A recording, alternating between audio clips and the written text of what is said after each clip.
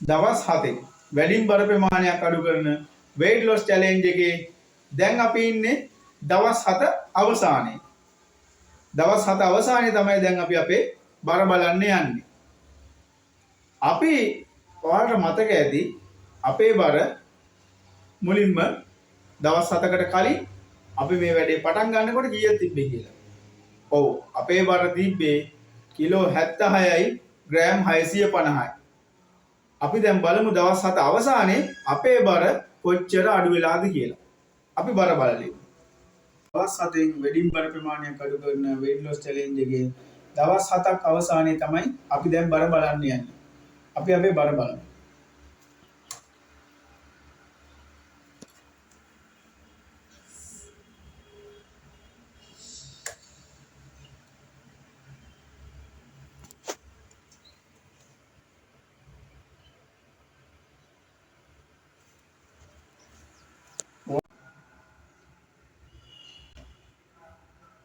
yes අපේ බර kilo 6කින් අඩු වෙලා තියෙනවා.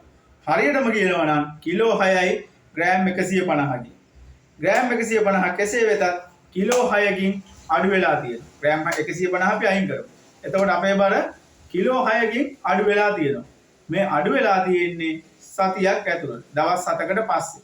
සතියකින් තමයි මේ බර ප්‍රමාණය මෙච්චර අඩු වෙලා තියෙන්නේ. මේක තමයි අනිවාර්යෙන්ම ලංකාවේ දවස් 7කින් අඩු කරපු වැඩිම බර ප්‍රමාණය. අනිවාර්යෙන් එහෙම වෙන්න ඕනේ. ආය අහන්න දෙයක් නැහැ. මේක තමයි උපරිම බර ප්‍රමාණයක් අඩු කරපු weight loss challenge එක. මේකදී අපිට පේන විදියට මීට වඩා බර අඩු කරගන්න නම් අපිට අනිවාර්යෙන් මේ දවස් 7ම නොකා ඉන්න වෙනවා. එහෙම වුණොත් අපිට මේ යන විදියට අපිට පෙවන විදියට අපේ අත්දැකීම අනුව අපිට තේරෙනවා එහෙම වුණොත් සාමාන්‍ය කිලෝ 7ක් වගේ අඩු කරගන්න පුළුවන් වෙයි. ඒකට හැබැයි දවස් 7ම නිරාහාරව ඉන්න වෙනවා. ඒකත් එක්කම වර්ක්අවුට්ස් කරන්න වෙනවා. එහෙම නැතුව වර්ක්අවුට්ස් කරන්න නැතුව දවස් 7 විතර නිරාහාරව හිටියොත් අපිට පේන විදියට සාමාන්‍යයෙන් කිලෝ 6ක් වගේ තමයි අඩු වෙයි කියලා අපිට උපකල්පනය කරන්න පුළුවන් වෙන්නේ. අපි දැන් පොඩ්ඩක් අපි මේ සතිය ඇතුළත කරපු දේවල් බලමු. අපි වර්ක්අවුට්ස් කරා එක දවසක් කර අනිත් දවස් 6ම අපි වර්ක්අවුට්ස් කරා. දවසට පැය ගානේ තමයි අපි වර්ක්අවුට්ස් කරේ. ඒකට අපි භාවිතා කරේ මොකද්ද වර්ක්අවුට්ස් වලට? ඇවිදින සහ දුවන එකේ මිශ්‍රණයක්. එතකොට අපි පටන් ගන්නෙදී මතක ඇතුව මම මුල් දවස්වලදී කියලා තියෙනවා කලින් වීඩියෝ වලත් කියලා තියෙනවා වර්ම් අප් එක අනිවාර්යයි. වර්ම් අප් එක විනාඩි 5ක් කරන්න ඕනි. ඊට පස්සේ අපි වර්ක්අවුට්ස් කරනවා. මේ වර්ක්අවුට්ස් එක අපි දිවීම ඇවිදීම මිශ්‍රණයක් තමයි අපි ගත්තේ. එතකොට අපි මුලින්ම කරන්නේ අපි සාමාන්‍ය වේගෙන් අපි දැන් වර්ක්අවුට්ස් එක පටන් ගත්තා. වර්ම් අප් කරා. ඊට පස්සේ සාමාන්‍ය වේගෙන් ඇවිදිනවා. ඊට පස්සේ අපිට පුළුවන් දෙවෙනි පියවර විදියට අපිට පුළුවන් උපරිම වේගෙන් ඇවිදිනවා. තුන්වෙනි පියවර විදියට අපි සාමාන්‍ය වේගෙන් දුවන්න ගන්න. අවසාන පියවර විදියට තමයි අපි වේගෙන් දුවන්න ගන්න. ඒක තමයි විනාඩි 50 පුරාම කන්ටිනියු යන්න ඕන. ඒ විනාඩි 50 එක්කල වුණාට පස්සේ අවසාන විනාඩි 5 අපි සැහැල්ලු වීමේ ව්‍යායාම කූල් ඩවුන් එක කරනවා. ඒතකොට සම්පූර්ණ වර්ක්අවුට්ස් කාලය අපේ පැයක් වෙනවා. ඒ විදියට තමයි අපි සතියෙම වර්ක්අවුට්ස් කරේ. එතකොට අපි වතුර දීපු විදිය පොඩ්ඩක් බලමු. වතුර අපි පළවෙනි පැය 24 අපි වතුර ලීටර් 3ක් බිව්වා. දෙවෙනි දවසේ වෙනකොට ඔයාලට අපි මුලින් කිව්වා වගේ ඔයාලට අපි මුල් දවස්වල කතා වුණා වගේ ඔයාලට දෙවෙනි දවසේ වෙනකොට හැඩේ ඔළුවේ කැක්කුම ගතියක් එන්නේ නැති. ඒකට අපි පිළියමක් විදියට පළවෙනි දවසෙන් පස්සේ අපි ලුණු වතුර භාවිතා කරා. ඊට අමතරව අපි එක දවසක් වගේ දෙහි භාවිතා කරලා ලුණු වතුර නිසා බොහෝ විට ලුණු වතුර නිසා තමයි ඔළුවේ අමාරුව ඔළුවේ කැක්කුම හෙඩෙක් එක සමනය වෙලා ගියේ අපිට. එතකොට ඊළඟ දවස්වලදී අපි වතුර බොනකොට වතුර ලීටර් 3 තමයි සතිය පුරාම දිනකට වතුර ලීටර් 3 බැගින් තමයි අපි අපේ බීමට ගත්තේ. එතකොට අපි වීඩියෝ එකේ පැහැදිලිව කියලා තියෙනවා ඊට පස්සේ අවසාන දවස් ටිකේ අපි ලුණු භාවිතා කරේ කොහොමද වතුරට කියලා. එතකොට අපි වතුර බෝතලයකට ලුණු තේ හැඳි කාලක් වගේ තමයි පාවිච්චි කරන්නේ. සාමාන්‍ය තේ හැඳි කාලක් කියන්නේ ග්‍රෑම් 1.5 ග්‍රෑම් 1.5ක් වගේ ප්‍රමාණයක්. එතකොට අවසාන දවස් වෙන්න අපි ඒක වතුර බෝතල් දෙකකට විතර ලුණු දාලා පාවිච්චි කරනවා. ඒ කියන්නේ ලීටර් 1.5කට විතර. අපි පළවෙනි දවස් 4 මාස තමයි මේ වැඩේ කරන්න ගත්තා. දවස් 7 අපි ඒ විදිහට තමයි අපේ වතුර බීමට ගත්තේ. කෑම කොහොමද අපි කරේ? කෑම අපි මුල් දවස් 4ෙම අපි निराहारව තමයි හිටියේ. පළවෙනි දවස් 4ෙම අපි निराहारව හිටියේ. දැන් පළවෙනි දවස් මුල් පැය 24 ඇත්තටම ඉන්න අමාරු. මොකද අපි දැන් ඊට කලින් දවස්වල හොඳට කෑම කාලානේ. මේ වැඩේට බැස්සේ. එතකොට පළවෙනි පැය 24 ඇත්තටම ඉන්න අමාරු. හැබැයි පළවෙනි පැය 24න් පස්සේ අපිට ආහාර රුචිය, බඩගින්න දැනෙන ගතිය ටික ටික අඩු වෙලා යනවා. ඊට පස්සේ අපිට කෑම ඕනේ වෙන්නේ නැහැ.